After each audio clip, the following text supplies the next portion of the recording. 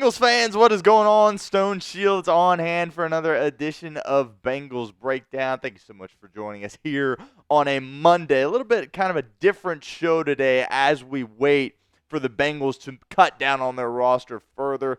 Obviously, we talked about how last week the Bengals waived 11 players. More transactions to come, but as we're kind of in this period where we're waiting for the Bengals to announce what exactly those moves are, we're going to break down this new rule that the NFL implemented this year in regards to short-term IR. So that's kind of going to be the focus of today's show. We're going to list a few potential candidates for this new rule for the Cincinnati Bengals, and that's going to be our focus of today's show here at Bengals Breakdown. But before we get into that, I want to remind you guys about our August like battle against our Ravens channel. As you can see, we do have a lead. We've got some momentum here. It looks like we're going to be in a good position to kind of win this battle. But let's finish strong here throughout the end of August. Help us out. Hit that thumbs up icon for us on today's video, like you should always do for every single one of our videos that you watch. It really helps us out, and it allows us to provide more Bengals content and coverage for you guys. So help us out. Help us beat those Ravens in this like battle in the month of August, and like today's video for us right now.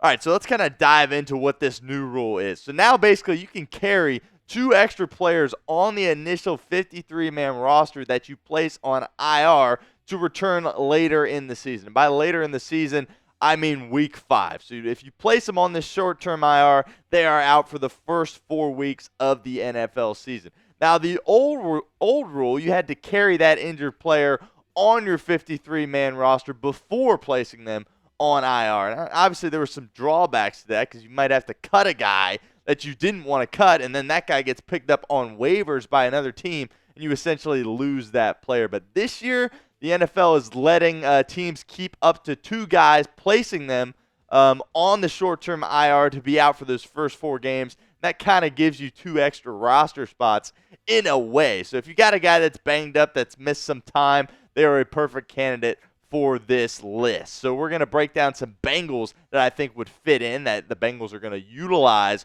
on this short-term IR. And again, this will get announced tomorrow when they cut down their roster to 53 guys. They will announce if they do this with 1 or 2 players. So here's kind of the list, and we'll start from the top here with Bengals defensive end Myles Murphy. Now, it was reported that he was going to be out 4 to 6 weeks with that knee sprain that he suffered. And, if he's going to be able to, or if he's going to miss those first 4 games of the season, he really makes a ton of sense to go on this short-term IR for Cincinnati. And I think he's probably going to miss the first 4 games. As unfortunate as that is for the Bengals, I don't believe that we will see him early on. So he, to me, is a prime candidate for this list. Obviously, Myles Murphy, Bengals first-round draft pick last year, had high expectations going into kind of training camp. His role certainly going to increase, especially with the season-long injury that Cam Sample suffered. His role goes up, and it certainly gets increased. But Myles Murphy probably not going to be ready the first 4 weeks, so I think he's the perfect guy to kind of go on this short-term IR. And, of course, you're not going to waive Myles Murphy being a first-round pick from 2 years ago. So I think he is really the perfect candidate to go on this list for Cincinnati. Which leads us to the pinned comment of today's show. Will the Bengals place Myles Murphy on short-term IR? Sound off for us in the comments section. Type Y for yes or N for no at the pinned comment of today's video. Another guy on this list, the Bengals draft pick here in 2024, is McKinley Jackson. McKinley Jackson's been banged up, and we haven't gotten a ton of information on what exactly kind of is going on, or I guess how serious his injury is, right? Remember seeing him out at the rehab field during Bengals training camp. Bengals pick on the defensive line there, the defensive tackle position out of Texas A&M.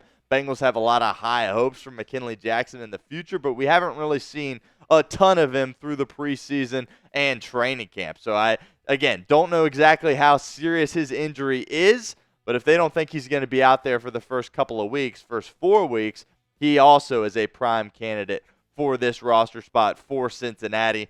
And looking at this defensive tackle depth chart here for the Bengals, he's kind of in that spot where, he could potentially get a lot of playing time going forward when he's healthy. Again, this room really worries me, and I think he's a guy that the Bengals are going to look to step up, but certainly he's going to have to be healthy at some point this year in order to do that. So, again, I do think he is a candidate to make this short-term IR list for the Bengals when that gets released tomorrow. I want to give a shout out to our friends over at Factor Meals because they are the sponsor of today's show. With football season about to fully take off, I don't have time to cook. That's why I use Factor's no prep, no stress meals. Meet your wellness goals thanks to the menu of chef-crafted meals with options like Calorie Smart, Protein Plus, and Keto.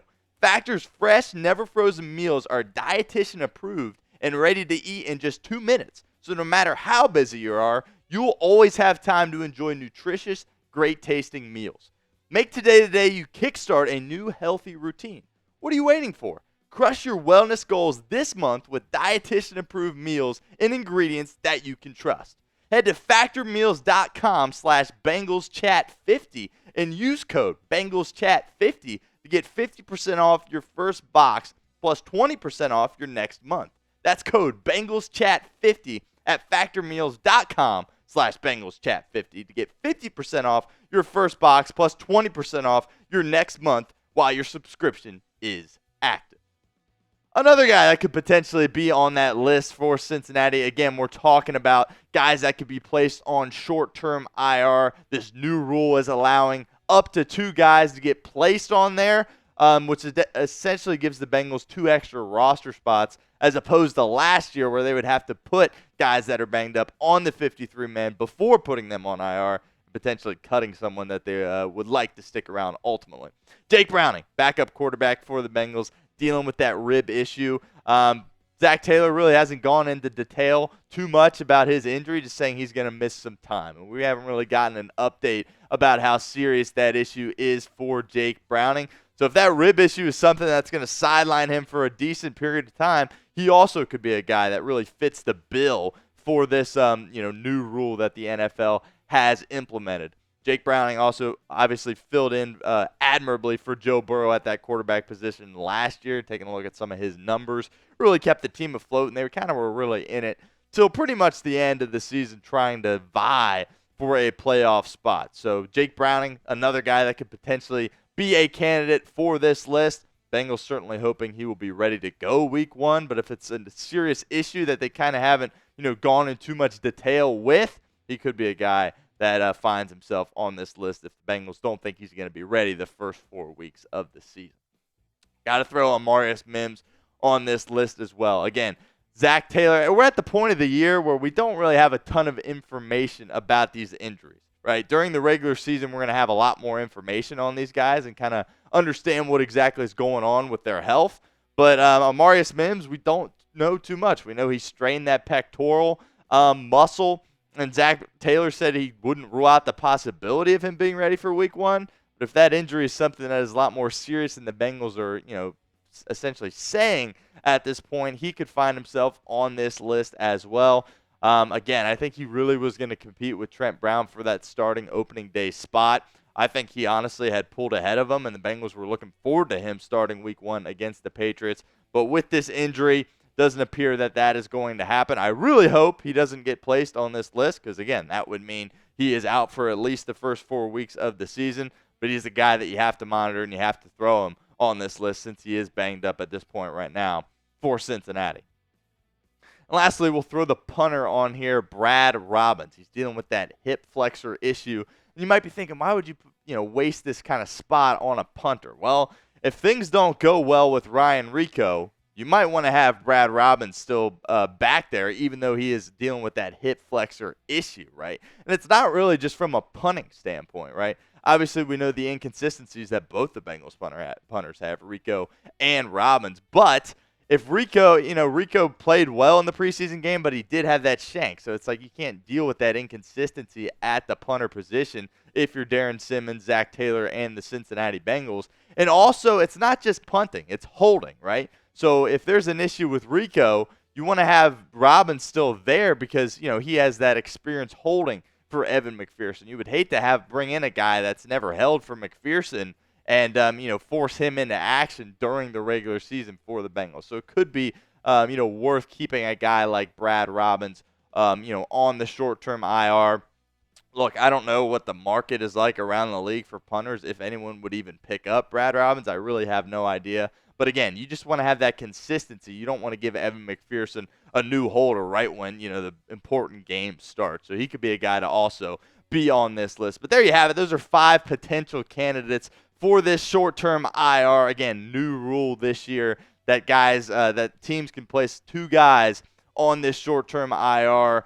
Essentially giving them 2 extra roster spots as opposed to last year when they would have to essentially put those guys on the 53-man roster before moving them to IR. So just a new twist this year that all teams, including the Bengals, are going to have the ability to take advantage of. Reminder to subscribe to our channel if you have not done so already. When the Bengals cut down their roster to 53 guys tomorrow, we will be here and we will have a video for you guys breaking all that down. So you don't want to miss that. Hit that sub button right now. That's youtube.com/BengalsTV.